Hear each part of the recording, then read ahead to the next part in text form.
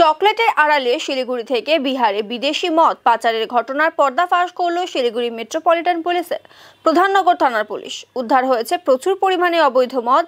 ঘটনায় গ্রেফতার করা হয়েছে একজনকে।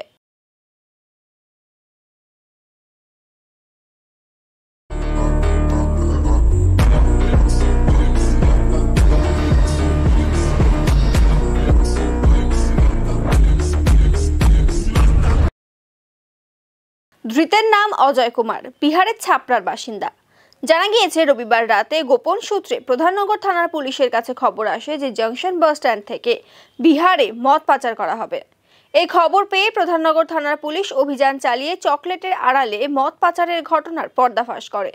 উদ্ধার হয় প্রচুর পরিমাণে অবৈধ বিদেশি মদ। ঘটনায় গ্রেফতার করা হয় এক ব্যক্তিকে। পুলিশ সূত্রে খবর, উদ্ধার হওয়া মদের বাজার মূল্য লক্ষাধিক টাকা। আজ ধৃতকে শিলিগুড়ি আদালতে পেশ করা হয়েছে।